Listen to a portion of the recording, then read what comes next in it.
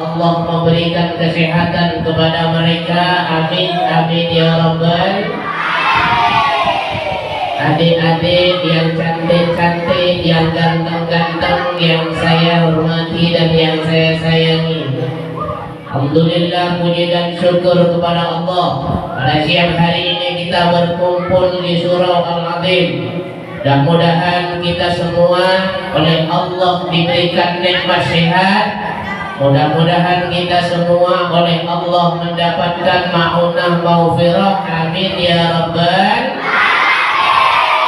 Salawat dan salam kita haturkan kepada baginda agung Muhammad sallallahu alaihi wasallam sebagai panutan, sebagai uswah, suri tauladan bagi kita. Mudah-mudahan kita yang hadir pada siang hari ini, pada pagi hari ini, kita menjadi umat yang terbaik, pilihan baginda Rasulullah sallallahu alaihi wasallam. Amin amin ya rabbal. Pada kesempatan ini kita memperingati ada yang tahu Nabi itu dilahirkan pada hari apa? Jumat.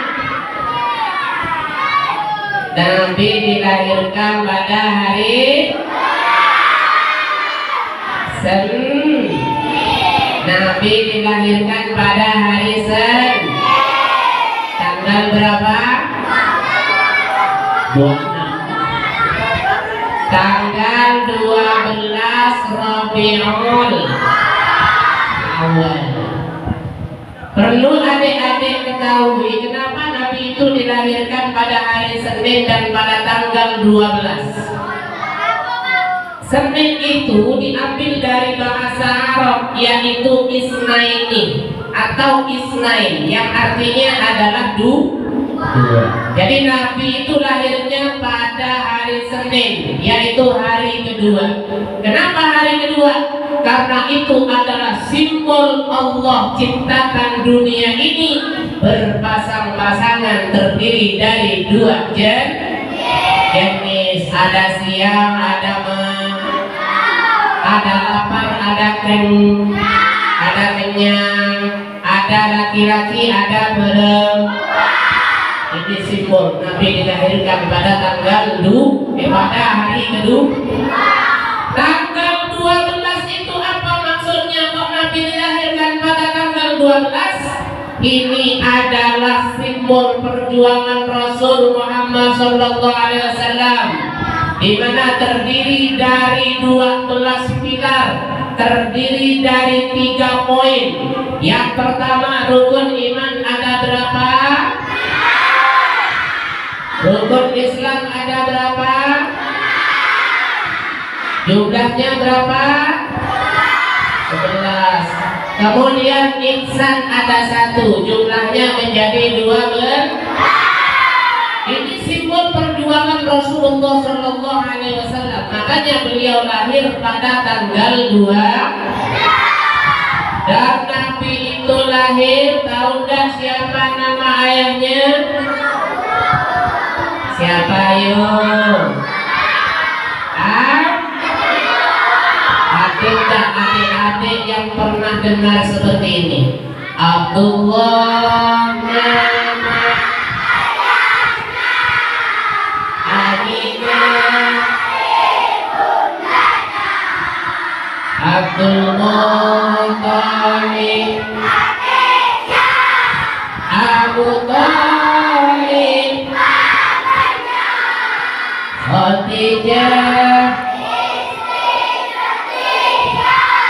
Fatimah,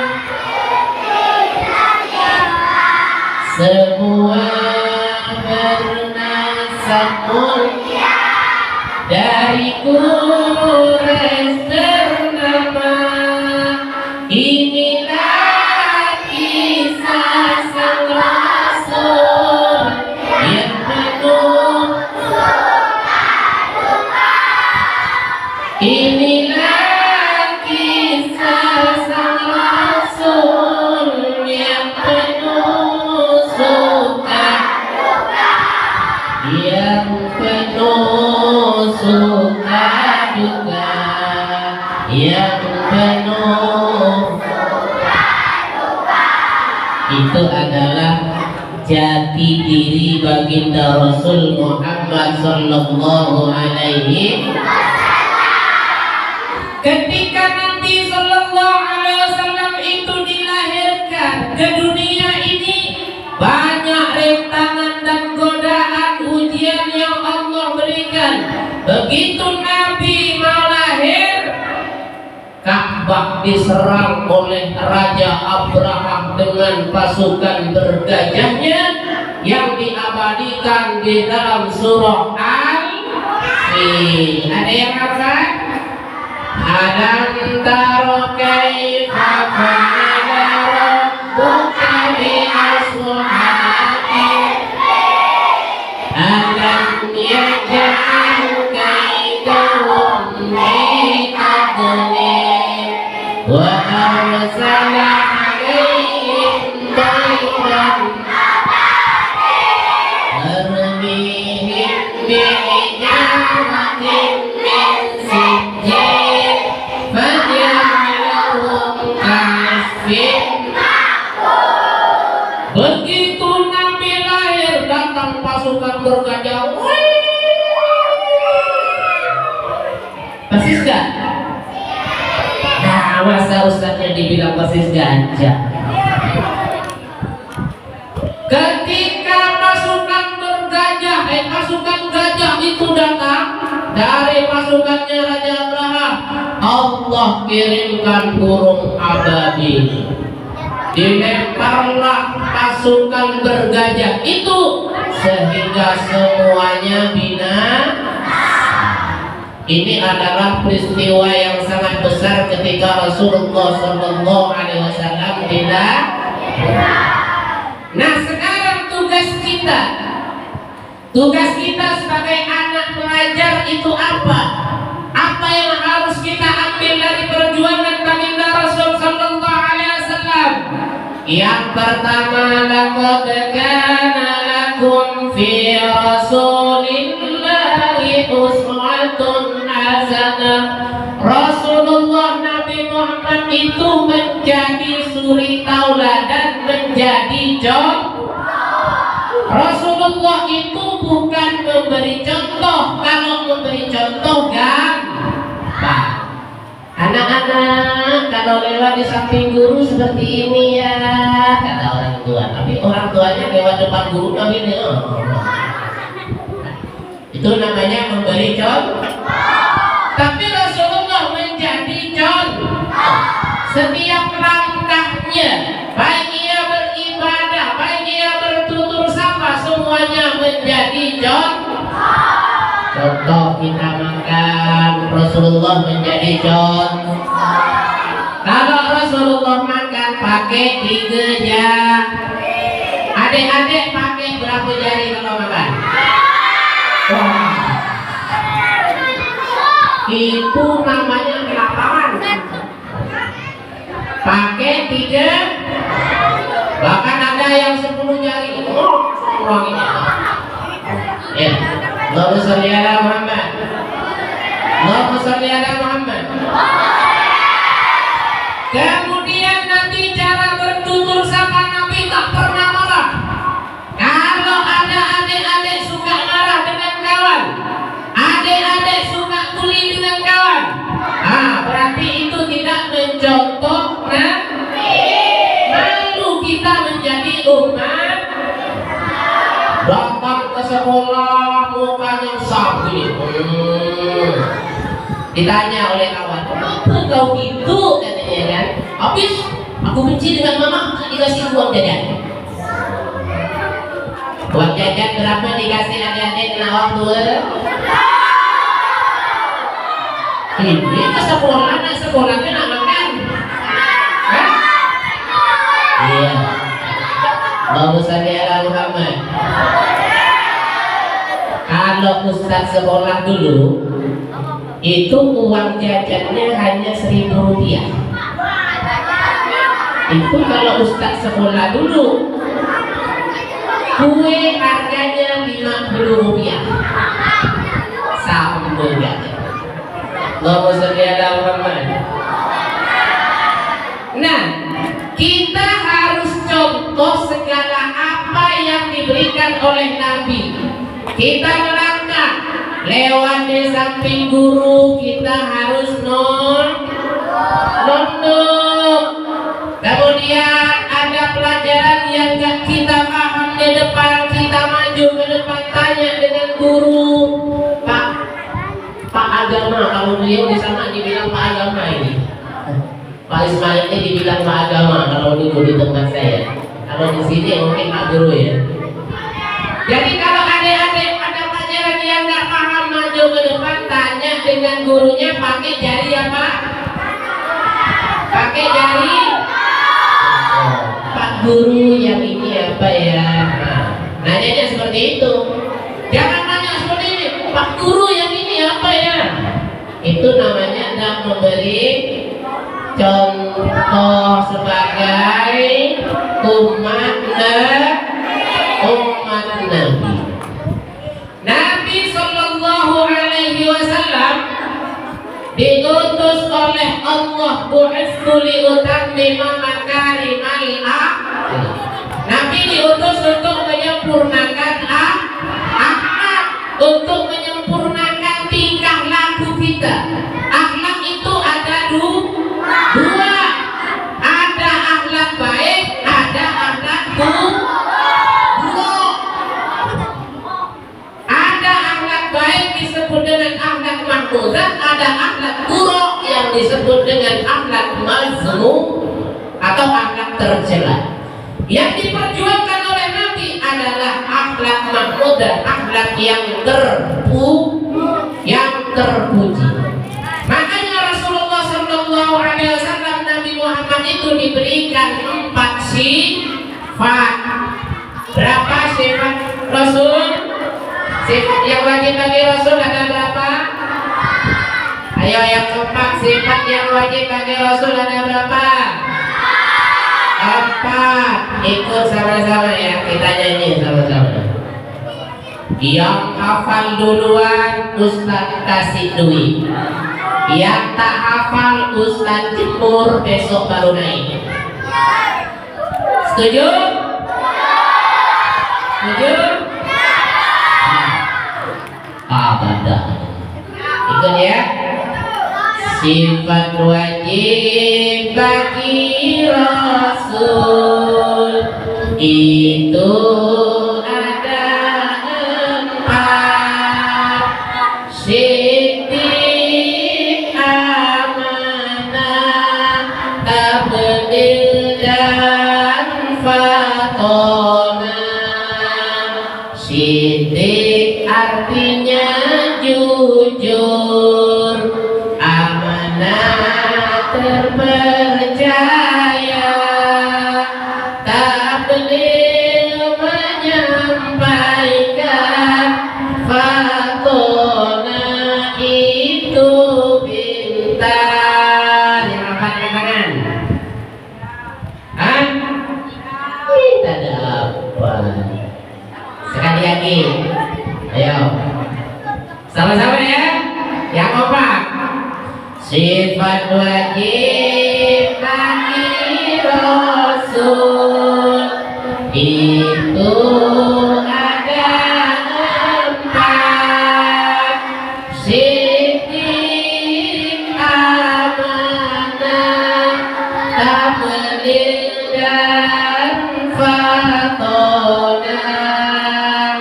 Siddiq artinya jujur, amanah terpercaya, tabligh menyampaikan, fatonah itu pintar.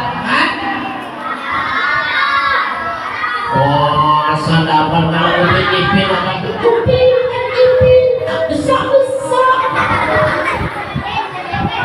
Kang Ros tak kawin-kawin. Tahu semua. Kalau itu udah apa?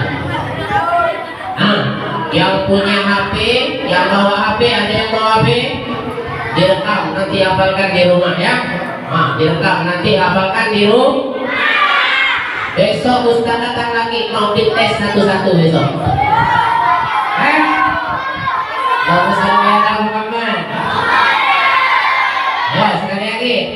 Sifat wajib bagi Rasul itu ada 4. Siddiq, amanah, tabligh dan fatonah.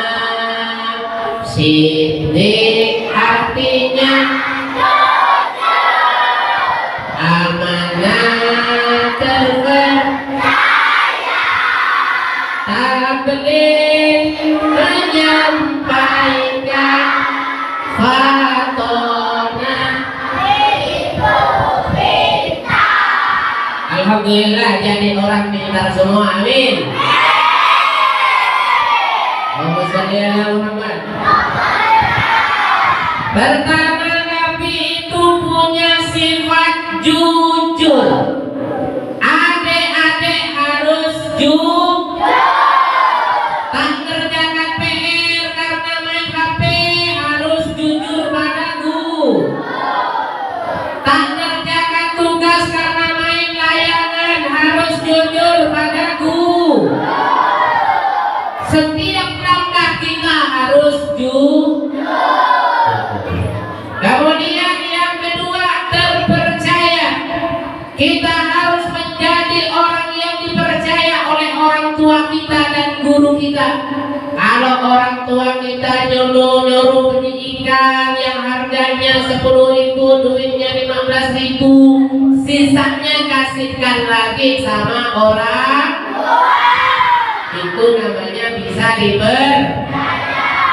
Kemudian yang tabligh artinya menyampaikan. Kalau ada informasi pengumuman masuk sekolah oleh guru, sampaikan dengan kawannya masuk sekolah. Jadi yang terjadi kalau di sana suruh masuk hari Senin, masuknya hari Selasa.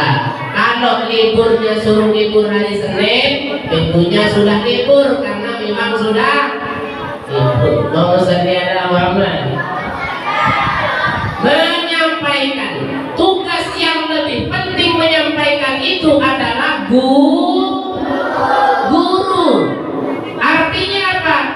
Setiap apa yang menjadi tanggung jawab kita sebagai guru harus disampaikan kepada murid. Kenapa?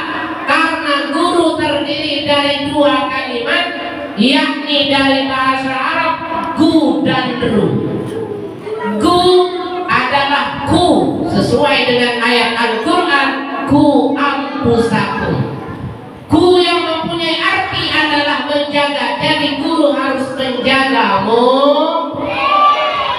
Kalau ada jam belajar murid keliaran, itu harus dijaga oleh guru. Murid yang nakal harus dijaga oleh guru. Di sini nakal enggak muridnya? Pinter, jujur, nggak bersorak. Ya, ini adalah tugas guru. Jadi kalian kalau oleh gurunya itu dihukum, jangan kalian lapor sama orang. Karena tugas guru adalah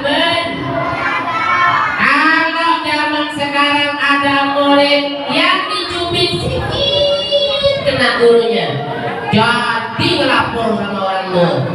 Sama nggak dengan orang tuanya ngelapor sama polisi. Ada nggak tuh? Kita harus hormat pada guru. Tugas guru itu untuk mencerdaskan kalian semua. Makanya guru harus dihormati. Ustaz dulu nih kalau sekolah, halo. Kalau sekolah Ustaz dulu, itu kalau oleh guru dipukul sebelah kanan, balik ke rumah nangis. Ditanya oleh ayah, ngapa nangisnya? Kena guru dipukul. Sebelah mana yang dipukul? Ini sebelah kanan, saya bilang kan. Oh sini yang sebelah kiri biar nggak pincang katanya. Ya Jadi dua-duanya dipukul, satu yang kanan kena guru, satu kena orang. Makanya murid-murid pada zaman dahulu karena patuh dengan guru, hormat dengan guru, semuanya menjadi murid yang pintar. Tengok ibu-ibu guru ini bantang pukulan guru semua nih. Cuma mereka sabar. Kenapa? Karena dipukul oleh guru itu adalah nikmat supaya kita menjadi anak yang baik. Gu artinya menjaga, ru itu adalah melihat. Jadi tugasnya guru melihat tentang karakternya Kemudian murid itu apa?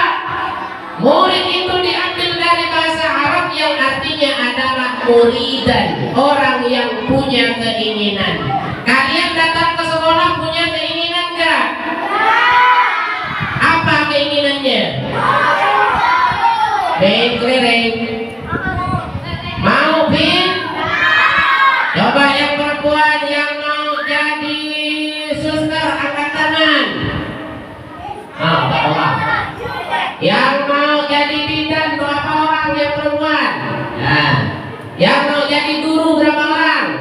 Oh banyak, alhamdulillah. Yang laki-laki yang mau jadi polisi angkat tangan. Oh aman. Yang mau jadi guru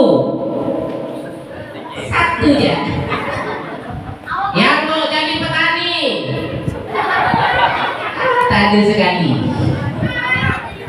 Allahumma shalli ala Muhammad. Nah, sekarang kalau kita ingin pintar itu ada syaratnya. Mau tahu syaratnya? Mau tahu syaratnya?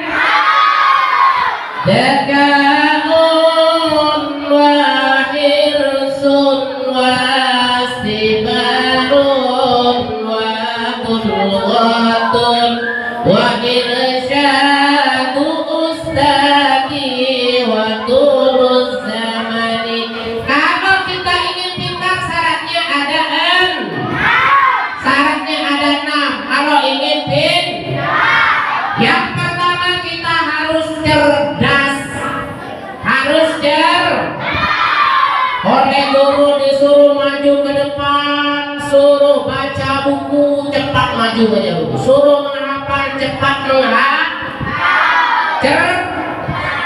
Oleh gurunya disuruh maju, Ahmad maju ke depan Ahmad. Itu namanya tidak Wahirsun punya cita-cita, wujudkan cita-citanya. Kalau kalian punya cita-cita pasti akan semangat di dalam belajar. Wahirsun pasti marut, sabar. Dimarahi guru salah, dicubit oleh guru salah, dihukum oleh guru salah. Orang yang sabar dalam belajar pasti akan membuahkan hasil kesuksesan. Wabulugatun, kemudian punya biaya orang tuanya untuk uang jajan, untuk beli buku. Makanya pesan saya kepada adik-adik semuanya, kalau orang tua membelikan buku kepada kalian, tolong buku itu dirawat dengan baik. Bukunya nyampe ke sekolah dirobek, dibikin layangan, itu sama gak kalian itu sudah tidak menghargai orang tua. Makanya di sekolah jangan ada sobekan buku tulis atau buku apapun, karena itu adalah hadiah daripada orang. Hanya Pak Ismail nih, beliau itu buku mulai dari kelas 6 SD beliau sekolah sampai sekarang masih ada, disimpan untuk dokumen kenangan beliau waktu sekolah SD. Kalau kalian buku kelas 1 yang kelas 6 masih ada dah? Tak ada kan?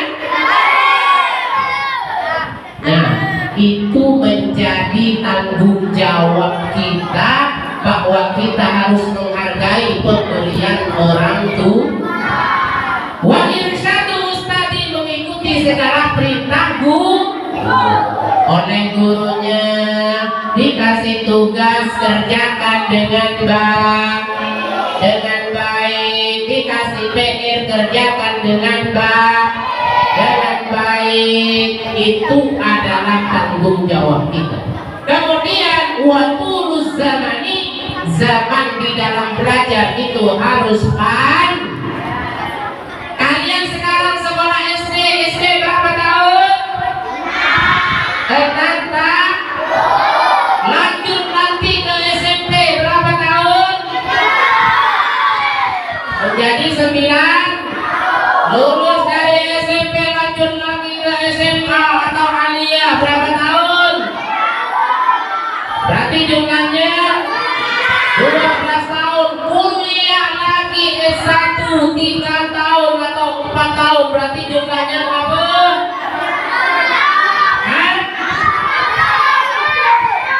16 tahun minimal kita apa Pak Ustaz lamanya. Tak kawin-kawin saya nih Pak Ustaz kalau 16 tahun Pak Ustaz. Itu tanggung jawab kita belajar seperti itu. Makanya tengok yang doktor, yang dokterannya itu sekolahnya belasan tahun. Kalau kita hanya lulus dari SD, siap-siap kita nanti tua, kita berada di ladang bekepun. Makanya wujudkan cita-cita dengan belajar lebih Tengok ada Pak Ustaz nih, belajarnya berapa? 15. Itu baru dapat gelar SPD. Ada Pak Ismail dapat gelar SPD. Tapi saya bangga menjadi SPDI. Ada kawan nyuruhkan MPD, saya nggak mau. Saya lebih mempertahankan SPDI. Kenapa? Karena SPDI itu adalah siap punya 2 istri. Allahumma sholli ala Muhammad. Allahumma sholli ala Muhammad. Adik-adik yang dimuliakan Allah Subhanahu wa Ta'ala, yang terakhir, dengarkan nih. Kalau kita ingin pintar, ada amalan yang paling baik buat kalian. Ya, ada amalan yang paling baik. Ini untuk kita semua. Sehabis sholat isya, adik-adik sholat semua. Sholat ada berapa rakaat? Ada berapa rakaat? 17 rakaat. Terdiri dari 5 waktu. Ya, zuhur, asar, maghrib, isya. Ketika sholat isya, adik-adik setelah sholat isya baca sholawat Allahumma sholli ala sayyidina Muhammad wa ala ali sayyidina. Sholawat pada Nabi. Berapa banyaknya? Ada banyak, 400 kali. Waktu kapan tidurnya? 400 kali. Bahkan ini ada yang mengatakan kalau kita baca sholawat ini sehabis isya 400 kali, kita tidak akan diwariskan menjadi orang miskin atau orang fakir. Makanya kalau kita banyak hutang, baca sholawat ini 400 kali setelah sholat isya. Makanya sebagian ulama mengatakan kalau nyampe 400 kali itu dinamakan sholawat syajaratun nukhud, adalah sholawat pohon buah. Kalau kita ingin mendapatkan keberkahan, kita harus dekat dengan Nabi Muhammad. Allahumma sholli ala sayyidina Muhammadin bil qulubi wa dawaina wa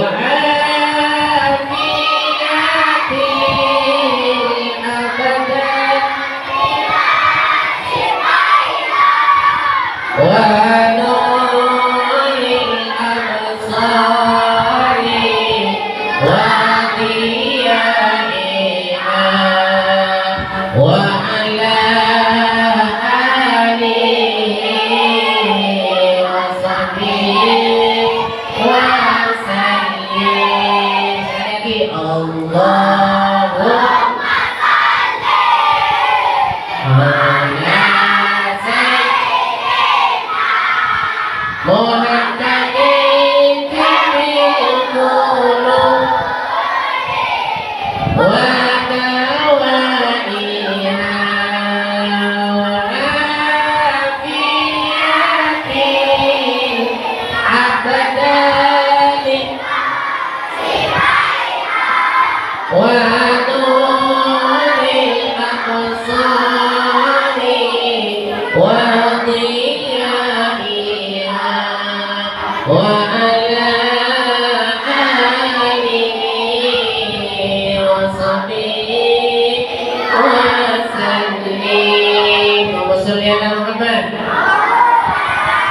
itu namanya sholawat tibil qulub untuk menenangkan hati dan pikiran.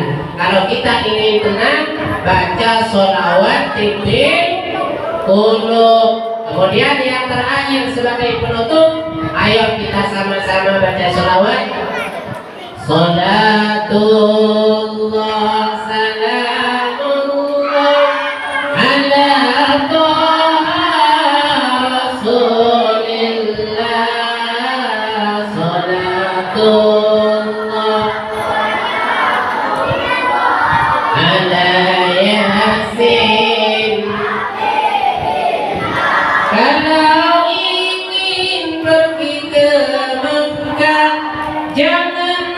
lupa ke Baitullah. Kalau ingin hidupnya berkah, bertakwalah kepada Allah. Salatullah ala ta'a Rasulillah.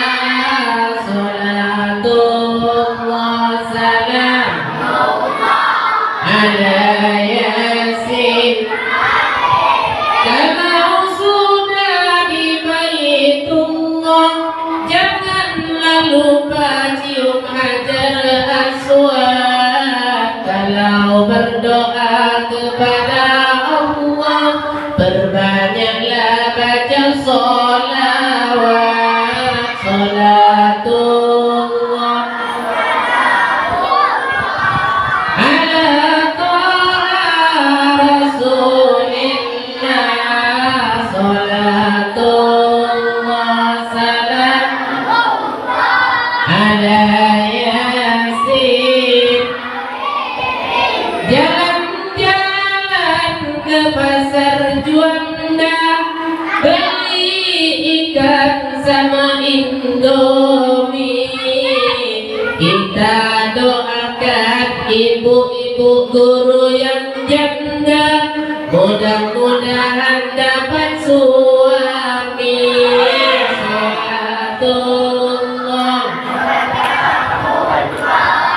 ala ta'a Rasulillah. Salatullah ala Yasin. Buang manggis di atas gunung, mau dijual ke Samarinda. Perawan dan gadis janganlah bingung, tunggu saja Pak Mardi duda. Salatullah ala ta'a Rasulillah. Salatullah ala Yasin. Lanjut pantunnya. Lanjut. Satu pantun 500.000. Allahumma sholli ala Muhammad. Sekali lagi adik-adik, Ustaz pesan kepada kalian, tolonglah jadi anak yang baik. Tolonglah jadi anak yang patuh pada guru dan orang tua.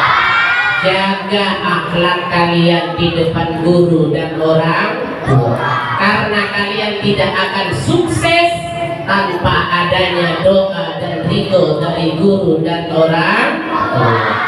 Mungkin hanya ini yang dapat saya sampaikan, karena ini adalah waktunya hari Jumat dan insya Allah saya masih banyak jadwal untuk saya ceramah. Terima kasih atas perhatiannya, mohon maaf atas segala kehilafan dan kekurangannya. Wallahu muwaffiq ila aqwamit thoriq. Assalamualaikum warahmatullahi wabarakatuh.